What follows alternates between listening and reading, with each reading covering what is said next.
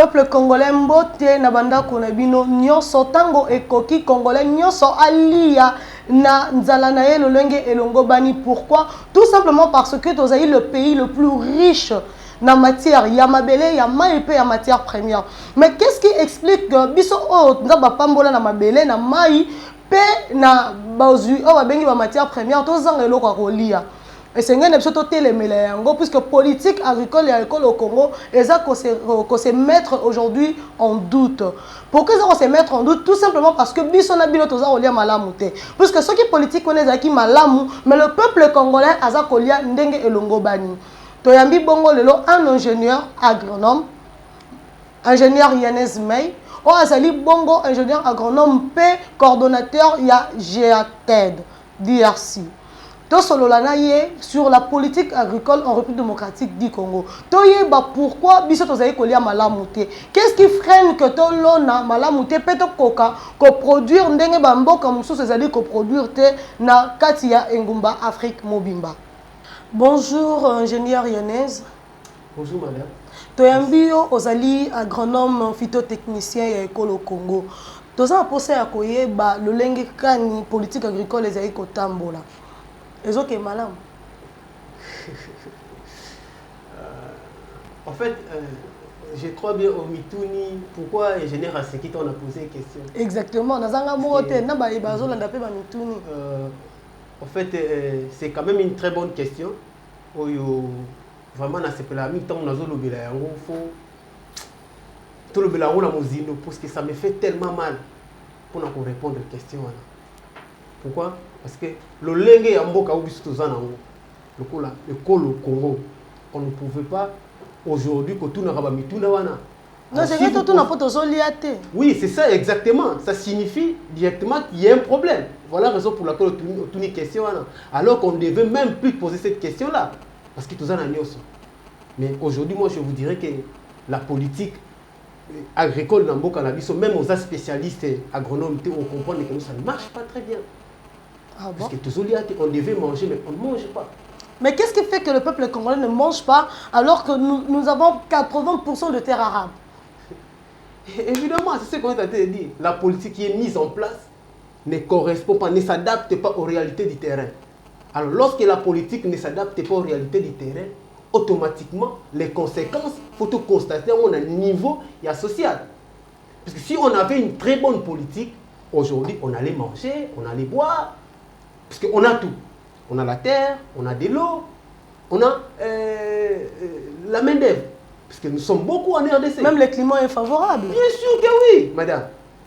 Bien sûr que oui. Nous avons tout. Mais qu'est-ce qui freine le bon fonctionnement de cette politique? Qu'est-ce qui emboîte un peu pour que comment dirais-je, pratique nango et ça na produit mon corps, na comment dirais-je, et ça la fructueuse quoi. Voilà, très bonne question. Aujourd'hui, dans la RDC, le problème c'est les Kambabunga. Par exemple, moi je suis ingénieur agronome, vous êtes ce que vous êtes.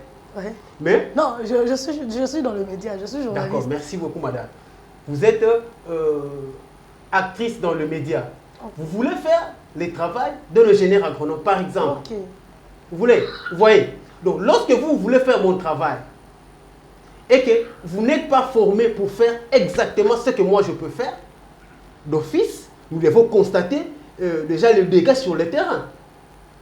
Vous voyez, vous avez, par exemple, vous prenez par exemple un maître avocat que vous prenez, vous mettez en place pour élaborer une politique pratique agricole. Ça pose déjà un problème. Donc, pour répondre à cette question-là, je vous dirais que en RDC, on met des gens qu'il ne faut pas dans l'endroit qu'il ne faut pas. Malheureusement, nous sommes en République démocratique du Congo. Nous signalons que vous êtes un acteur de développement, c'est ce que vous nous avez dit. Bien sûr que oui. Et vous êtes un coordonnateur d'une structure agricole. Oui. GATED. DRC. Oui. Chez vous, là, qu'est-ce que vous faites? Bon, en fait, nous, au niveau de GATED, d'abord, je voulais vous dire ce que fait le GATED sur terrain. Ce que nous sommes exactement. En fait, le GATED, c'est juste un cycle qui représente qu'un groupe d'études et d'appui technique pour l'assistance aux initiatives du développement en République démocratique du Congo. En fait, c'est une structure à caractère ONG qui regroupe les jeunes ingénieurs agronomes de la République démocratique du Congo, qui sont motivés, déterminés de mettre leur savoir au profit de la population locale. Au profit de la population locale, si réellement on est au profit, mais tout le monde a fruit, non? Effectivement. Aux en a raison autour de la question, pourquoi? Parce que déjà il y a mis sur terrain, aux hommes et l'autre côté. Mais les problèmes peut-être avant on a une information que vous ne savez pas ce que c'est GIATED, mais pour l'instant je vous informe. La République démocratique du Congo a une information. Voilà, voilà. Alors pour l'instant, dis-moi, je peux dire que le pays est informé. Moi, quand je suis informé que la structure existe à Congo, GIATED. Mais c'est moi que GIATED n'a niveau naïe. Voilà la grandeur de la République démocratique du Congo. Ok. Moi, quand la République démocratique du Congo. Un pays très vaste. Très vaste. Et que pour ce qui GIATED a memango, yimoko na mapika. Voyez ce que ça va donner. Voyez ce que ça va donner. Alors, quand nous parlons de Komemapua, il y a la République démocratique du Congo. Bien évidemment, ça nécessite aussi des moyens qu'on doit mettre en place. Oui, nous avons la connaissance, nous avons des techniques, mais il nous faut aussi nécessairement des moyens. Alors, j'ai à ça limité dans les moyens. Imaginez-vous, c'est une organisation des ingénieurs, des jeunes ingénieurs agronomes. Voyez, aujourd'hui, vous terminez les études en RDC, vous partez chercher des boulots par-ci, par-là, on vous exige des stages professionnels, vous faites des stages professionnels, et après on ne vous donne pas les comptes, on vous exige aussi des expériences de plus de 10 ans que vous n'avez pas vous-même. Ah bon? Alors, une expérience de 10 ans alors que vous sortez fraîchement de l'université. De l'université, madame. Mais c'est pas sérieux. Mais où est-ce que vous allez travailler pour avoir cette expérience de 10 ans si on ne vous accorde pas d'abord au préalable une chance de travailler pour acquérir l'expérience? C'est ça le problème. C'est ça le problème. À des fois, lorsqu'on est dans des situations pareilles, on se pose des questions. Finalement, on se demande est-ce que dans ces pays, il y a l'État ou il n'y a pas l'État? Puisque ce sont des choses que l'État devait se focaliser. Alors, surtout comme il n'y a pas de paramètres, on est beau fan d'aboué. Beau fan d'aboué, vous savez l'autre côté. Vous avez 12 ans d'expérience et comme l'on a pour faire une entreprise, quelqu'un. Vous êtes au courant de la législation agricole en République démocratique du Congo. Vous fonctionnez en dépit de cela, j'espère. Bien évidemment. Un État comme la République démocratique du Congo. Il existe une législation. Bien sûr, il ne peut pas manquer la législation agricole. Mais et le contenu? Les problèmes, d'ailleurs, ce n'est pas la législation agricole. C'est quoi le problème? Le problème, c'est la mise en place, l'exécution de cette législation-là. Parce que si vous voyez ce que vise cette législation vise des bonnes choses. Comme la croissance de la production agricole. Avec quelle politique sur terrain? C'est ça le problème. La législation en soi exige ça. La législation vise ça, cette augmentation de la production. Mais si aujourd'hui, sur terrain, nous ne faisons rien, c'est tout simplement parce que la politique qui est mise en place, les stratégies qu'on a mises en place, ce sont des stratégies qui ne répondent pas aux réalités du terrain. Vous voyez? Les gens, en fait, se contactent des données du passé pour résoudre les problèmes du présent. C'est ce qui pose déjà un problème. Alors que l'agriculture, en fait, c'est une activité qui est technique. Donc, à chaque fois, quand nous voulons faire quelque chose, nous devons nous baser beaucoup plus sur les données sur terrain. Et le freinage se situe à quel niveau? Quel est l'organe qui freine? La RDC, c'est un État, c'est une république qui est dirigée par un gouvernement, un président de la République. Et puis il y a un gouvernement qui dirige le pays. N'est-ce pas les politiques? Exact. Oui. Et aujourd'hui, si aujourd'hui les politiques ne disent rien, aussitôt qu'ils constatent sur terrain, il n'y a pas de résultats palpables. Qu'est-ce que nous dirons à ce niveau-là? Mais c'est au Parlement qui est chargé de contrôler le gouvernement, qui pourrait tout simplement, comment dirais-je, inviter à interpeller le ministre ayant l'agriculture à sa charge dans ses compétences, pour répondre bien sûr à ses désidératas. Parlement a légiféré, a sali musala na texte. Mais il faut contrôler les exécutions. A sali texte na ye, ya malamu, alobi ke texte oyoyo, tokotia yango en place. Pour te rassurer, kolia ya bana mboka, survie na bango en général. Comme ça, problème à kolia, vous avez problème était na mboka na biso. Parce que tu as un texte qu'il faut pour résoudre les problèmes alimentaires dans mboka na biso. Mais to comme na niveau ya gouvernement où est censé exécuter babiloko wana. Gouvernement où est censé exécuter biloko wana atie batu oyo disons peut-être baza oyo bazo correspondre te na esika wana oyo bazo sala musala avec plusieurs négligences, mais le gouvernement est là observe azoko réagir tia na makambo bongo ngolobani boko to accuser nani coupable na minute wana. On accuse le gouvernement. C'est ça.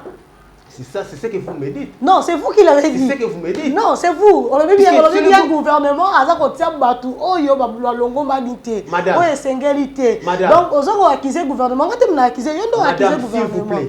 S'il vous plaît, oui, les gouvernements qui devaient exécuter les textes qui ont été élaborés à partir du Parlement oui. Pour le secteur agricole. Et ce gouvernement-là met en place des équipes qui ne répondent pas aux situations, problèmes qui se posent au pays, à ces secteurs-là. Okay. Et ce gouvernement-là, c'était ne dit rien. Ok. Du coup, le gouvernement s'est fait responsable du mal du Congolais. Merci beaucoup pour cette... Non, nous avons seulement essayé comment dirais-je, d'interpréter vos mots. Alors, ingénieur Yanez, concrètement, que doit maintenant faire, que doivent plutôt faire nos députés quant à cette question? Puisque la législation est là, l'organe exécutant ne s'exécute pas comme il se doit. Il y a des conséquences. Les victimes sont le peuple congolais. Bien sûr que oui. Et que doit faire maintenant l'organe délibérant? Mais le Parlement, que doit faire? Mais le Parlement devait mettre pression au gouvernement, puisque c'est son travail de contrôler le gouvernement. Ce que fait le gouvernement, il devait mettre pression. Nous avons élaboré le texte. Mais vous ne vous contactez pas de ce texte-là. Madame, vous ne vous contactez pas de ces textes-là.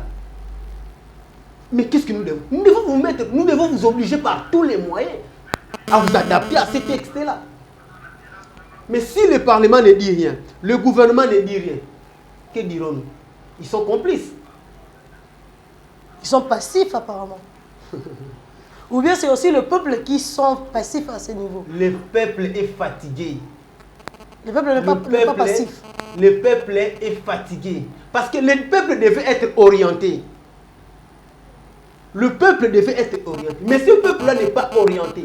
Madame, mais prenons d'abord. Donc en fait, à des fois ça me fait mal. Est-ce que cette législation est favorable au développement? Bien sûr que oui. Dans quel sens? Bien sûr que oui. Dans quel sens? Écoutez, parce que vous n'exportez même pas. Vous importez même comment dirais-je, de petits pois en boîte. Vous n'exportez pas. Comment la législation pourrait être favorable au développement? J'ai dit ceci. Je veux répéter ce que je viens de dire. J'ai dit ceci. La législation en soi, elle est bonne. Mais la mise en place qui n'est pas faite. Aujourd'hui, la législation... Elle est bonne quant à la production ou bien favorable au développement? Elle est favorable au développement. Okay. Mais seulement que pour produire, pour matérialiser ça, on devait travailler sur terrain. Vous voyez, on devait mettre des politiques beaucoup trop responsables d'ailleurs pour produire, pour augmenter. Rentrons d'abord dans les années 90. Dans les années 90, la RDC était le premier producteur de café en Afrique. Il allait dans des productions, il allait dans de 100 000, 120 000 tonnes par année. Mais aujourd'hui, où en sommes-nous? Nous sommes dans de 8 500. C'est dû à quoi cette perte? Mais une mauvaise politique. Une très mauvaise politique agricole. Il n'y a pas de stratégie, il n'y a pas des initiatives. Le peuple n'est pas orienté. Et laissez-moi vous dire, et cette production dont je vous parle des années 90, c'était réalisé par de petits producteurs. Ah bon? C'était réalisé par de petits producteurs.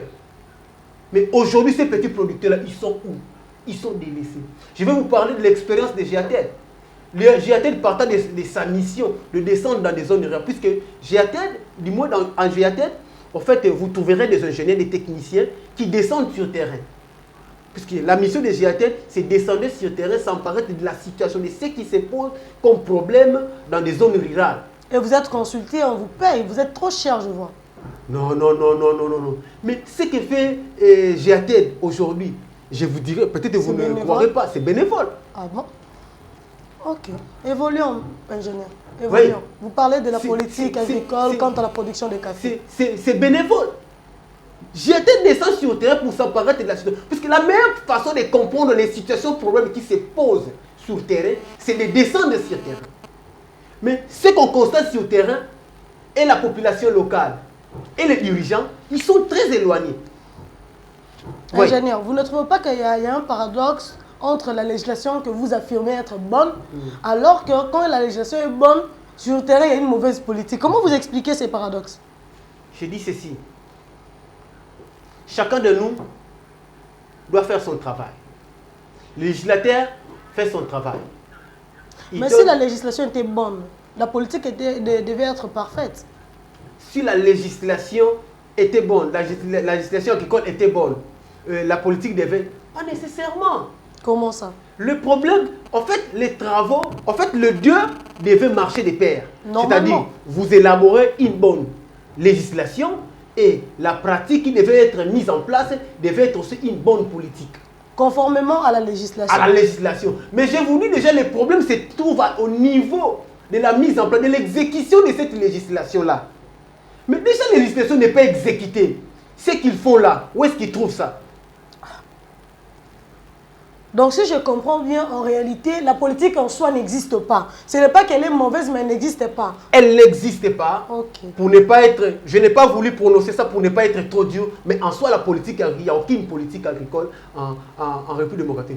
Comment voulez-vous imaginer, pouvez-vous imaginer une nation comme la République démocratique du Congo, avec sa potentialité qu'il a, sur le plan démographique, sur le plan hydrographique, sur le plan édaphique, aujourd'hui peut encore souffrir de la malnutrition. Excepté la province du Congo central. Excepté la province du Congo central. Dans toutes les provinces, il y a la malnutrition fait rage. Même à l'Équateur. Je vous dis, excepté le Congo central, dans toutes les provinces, vous trouverez la malnutrition qui fait rage. Ne dites pas ça. Madame, vérifiez. Nous avons le fleuve Congo et le Congo. Vérifiez, je vous dis, vérifiez. C'est tout simplement parce qu'on a une très mauvaise politique. Et cette politique-là, qui n'existait pas. Est-ce que l'État congolais joue bien son rôle? Est-ce que l'État congolais, laissez-moi aussi poser une question. Est-ce que l'État congolais a le temps de s'occuper de cette situation-là? Non, nous avons suivi le président de la République lors de ses rapports de mise au point après compilation de différents mémos déposés pendant les consultations. Il en a martelé dessus. Le social du peuple congolais, l'alimentation équilibrée du peuple congolais. Madame, laissez-moi vous dire, la République démocratique du Congo ne date pas d'aujourd'hui. Nous avons 60 ans d'âge. Ah, depuis l'indépendance. Oui. Voilà. La République démocratique du Congo ne date pas d'aujourd'hui. Alors que le Congo a existé avant 1960. Les problèmes qui se posent aujourd'hui, les conséquences que nous constatons aujourd'hui, tous ces problèmes-là ont commencé ça date de très longtemps. Ça date de longtemps. Et le président Tshisekedi aujourd'hui, il prouve, en fait, il montre cette volonté-là de changer les choses. Mais il est à peine arrivé. Ah, il faudrait combien d'années pour s'asseoir? Il est à peine arrivé. Je vous assure, on ne peut pas résoudre un problème qui date de 25 ans en 2 jours. C'est ça le problème. En soi, en réalité. En fait, tout à l'heure là, et j'allais vous dire, d'ailleurs, juste au commencement, j'allais vous dire, lorsque j'ai appris les thèmes qu'on devait débattre aujourd'hui, là où j'étais, je me suis dit, waouh, ça y est. Comment ça, ça y est? Oui, c'était ma réaction. Parce que ce genre de thèmes, si vous faites les tours dans le média, vous ne retrouverez pas ce genre de thème. Vous en êtes sûr? Maman, je vous dis que vous ne trouverez pas. C'est rare au monde de débattre de thème. Congolais, maman, je vous assure, thème bango bazi kotani, bango bazi poli, bazi parti, bango pouvoir, bango bago gérer ngamuni. Non, mais pour faire une bonne politique, on doit s'assurer de la bonne santé de son électorat. Au cas contraire, aux députés, on dirigeait, nous avons la malnutrition, nous avons fait quoi cher. Maman, croyez-moi que le thème Oyo est rare. Alors, je me suis dit, bon, est-ce que l'État congolais joue bien son rôle? J'ai dit, en tout cas, pratiquement, non. Pratiquement, non. Est-ce possibilité? Nous avons de la chance d'espérer. Bien, nous pouvons espérer qu'on pourrait s'y remettre et que le Congo pourrait espérer encore meilleur. Nous gardons toujours espoir. Nous gardons espoir avec quel plan? Mais il y a le président de la République qui vient de faire des consultations avec les différents... Il a fait des consultations. Mais est-ce que le plan est un plan palpable, concret?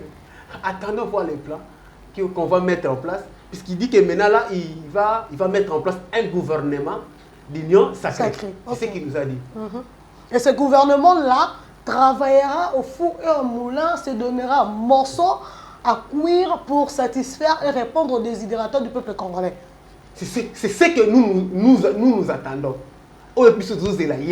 Parce que déjà dans 2019, le président de la République, le président Félix Tshisekedi, déjà, avec son gouvernement qu'il avait mis en place là, il a déjà visé qu'on croître la production agricole. La probabilité de réussite? Bon, je ne sais pas encore évaluer présentement la probabilité de réussite par rapport au gouvernement de la coalition. Parce que le gouvernement précédent, qui va tomber bien... Qu'est-ce qu'ils nous ont laissé? Qu'est-ce qui est en cours comme d'ailleurs, là, ce n'était pas moi. Là, c'est le président de la République. Là, ce n'était pas moi. C'est le président de la République qui l'a dit. Il l'a reconnu lors de son discours sur l'état de la nation. Que ce gouvernement ne lui a pas aidé à répondre aux besoins du peuple. Ok. C'est lui qui a dit ça. Jusque-là, il n'y a aucun projet en cours dans le secteur agricole. Aucun. Maman, non, nous voulons seulement que le peuple se rassure qu'il n'y a aucun projet en cours dans le secteur agricole. Maman, je vous assure, que l'agriculture est pratique. Donc, ceux qui sont sur le terrain, ils sont de côté. Ceux qui ont des résultats, ceux qui sont là, il n'y a aucun projet. L'État a contribué. Maman. Bandunda, tomates, l'État a contribué. Je ne sais pas de quelle contribution vous parlez, mais je vous assure que le peuple souffre. Ingénieur Yanez May, vous avez couru un projet Bikangalonzo. J'ai appris ça comme tout le monde dans les médias. Comme tout le monde dans les médias. Comme tout le monde. Étant un ingénieur agricole, phytotechnicien, s'il faut évaluer ces projets. Bon. Et les projets Bukangalonzo, étant technicien du terrain, en fait, ça, ce n'est plus un secret. Hein. Nous devons les reconnaître que le projet Bukangalonzo a échoué. Comment? Le projet Bukangalonzo a échoué. Mais comment? Madame, imaginez-vous, nous avons appris qu'ils ont investi plus de 270 millions de dollars pour ce projet Bukangalonzo. Madame, vous savez ce que 1 million de dollars peut faire dans le secteur agricole? À des fois, mon cœur saigne. À des fois, ça me fait très mal quand j'apprends des choses. Vous parlez de 1 million? J'ai dit, vous savez ce que 1 million peut faire dans le secteur agricole? Non, nous ne savons pas, dites-nous. Nous aimerions comment on a peut-être bon, on a biso et bima pour un projet Bukangalonzo et ça les biso ni sur le plan agricole. Il y a un avait dit ça, maman. Bukangalonzo a échoué. Avec l'investissement de 270 millions de dollars. Avec un investissement de 270 millions de dollars, vous imaginez, les lois sont OK na Wenze, okukuta mbumalisango mon côté à Bukangalonzo. Na écart il y a tant ni avec 270 millions là. Pourquoi aller mettre tous ces 270 millions dans Bukangalonzo alors qu'on a 26 provinces? Prenons 25 excepté la ville provinciale de Kinshasa. On pouvait distribuer cet argent là dans toutes les provinces. Ça va distribuer qui on va faire n'importe monana. Maman, si on avait distribué cet argent-là dans différents coins, avec la fameuse décentralisation, maman, je vous assure, tout le monde attend quelque chose. Ce qui Équateur a l'union côté, peut-être le Congo central a l'union. Ce qui province tel province tel mais imaginez-vous, ils ont concentré le 270 millions dans un coin qui n'a rien donné. À des fois, ça fait très mal. Je suis un ingénieur agronome, je suis un homme du terrain, je suis un partisan du développement. En réalité, ce projet a été mal parti au départ. Donc ça ne pouvait pas réussir. Déjà, les études qui ont été faites, déjà, nous critiquons ces études-là. Parce que je ne fais pas partie de cette équipe-là. Je ne faisais non plus partie de et si on vous avait placé dans l'équipe, maman. Et si comme tu as toi, tu allais dire quoi? C'est ça le mal. Et si comme tu as non, c'est ça l'illusion, c'est ma fantasme. C'est ça le problème. C'est ça le problème. Et si comme tu as ma tata Pono n'est pas un ingénieur agronome. Il vient, il me sollicite en tant que technicien du terrain. Je vais donner mon avis. Je ne dirai pas des choses qui vont satisfaire ma tata Pono. Seulement, je dis ça par plaisir que ACP la caca pour s'attendre. Non, je lui dirai la vérité. Papa, on est mongo. Ce que tu as dit, tu as le résultat de Kozwa. Avec le résultat, par rapport à besoin sur le terrain, tu peux satisfaire. Voilà, étant que technicien du terrain, étant que expert, voilà ma camarade, tout ça la boye. Ma tête a pour nous, ce qu'a boye naïe, a boye naïe. C'est que ma tête a pour nous, faire échouer. Ma ingénieur, on a besoin qui peut. Ce qui m'a tête a pour nous, a boye naïe, a boye naïe, ma cambonga naïe d'ici. Carrément, je laisse tomber. Pour nous, ma charge était. Parce que erreur, bande de quoi, ma salle qui a on a mis charge. Mais bango Barcelone, c'est soumettre, ma mis charge na bango, na ba politicien, ba sali ka bon to sala ka ba on peut pas s'en foutre. Alors que le problème à payer c'est le kamba bolingo, el kamba mutema. Faisons des choses comme des Congolais. Ayons les soucis en fait de ce peuple-là. Le peuple souffre, madame. Ingénieur Yanez, quel est le taux d'exploitation agricole actuellement en RDC? Le taux de l'exploitation agricole, des fois ça fait rire. Exploitation, après tu as quitté la production. Puisqu'il faut d'abord exploiter avant de produire. Lélo, si vous sionnez par-ci par-là, on vous dit que non, aujourd'hui le taux de l'exploitation, il y a un beau cannabis, Lélo, c'est évalué à 10% seulement, il y a sol arabe les exploités. C'est ça ce qu'on dit sur le plan. En réalité, théorique. Combien de pourcents est exploité? Mais en fait, sur le plan pratique, sur le plan pratique, je vous dis, madame, on constate qu'on est même à moins de 10%. On est même à moins de 10%. Vous êtes sérieux? Je vous dis, on est même à moins de 10%. On est à moins de 10%. Madame, si on avait des moyens, moi et vous, hein, moi et vous et mon équipe, si on avait des moyens, c'est par là où nous allons vous démontrer, vous pouvez que non, ma campagne, ça venait ça bon. 10%, 10%, il y a solar, il y a terre arabe, tout ça, on a des services, c'est combien? Puisqu'il y a plusieurs chercheurs qui ont parlé de 80 millions d'hectares, il y a sol arabe. Donc les 10% qui tournent tout autour des 80 millions de terres arabes. Oui. En RDC. Oui. Vous blaguez ou bien c'est l'Isolo Kara? 80 millions d'hectares. De terres arabes. Vous ne savez pas ça? Quelles sont les réelles productions obstétriques au Sala? D'être ma produit ni que l'on a poussé bisoto que la production extérieure, la commerce extérieur. Maman, le problème avant de parler de biloko libanda, tout si salon makambuya biso mongo na kati, toto ndana. Tout ça na sentiment que te biloko libanda. Donc avant on vendait les cafés. Avant on vendait les cafés. On vendait les cafés. OK. Les VA, on vendait tout ça. Jadis. OK. Avant on vendait. Mais pour le moment, nous avons inséré, même dans la culture vivrière, autres pour nous, ils ont suffi pour la bisomoko. Vous imaginez? Ça ne suffit pas. Banza les apparts, si par là, ok, de Bouinzala, Ozonga Bouinzala. Y a-t-il des fonds alloués dans le secteur agricole? En particulier, les bénéficiaires, il y a un fonds alloué. Le fonds alloué, vous savez, c'est évalué à combien de pourcents? À combien de pourcents? Actuellement, on parle de 3,56%. Il y a budget national. Alors que, laisse-moi vous informer, alors que la déclaration de Maputo, où nous faisons aussi partie de cette déclaration, avait décidé aux pays africains de consacrer les 10% de leur budget national au secteur agricole. Nous avons signé. Mais vous imaginez, prenons de 2003, puisque cette déclaration était signée depuis 2003. De 2003 à 2013, la RDC n'a jamais arrivé à 3% du budget national dans le secteur agricole.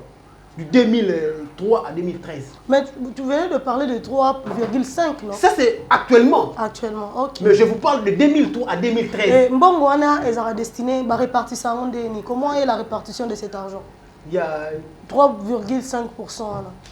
C'est ça le problème. C'est ça qu'on critiquait l'autre fois. On dit, mais nos politiciens sont comment?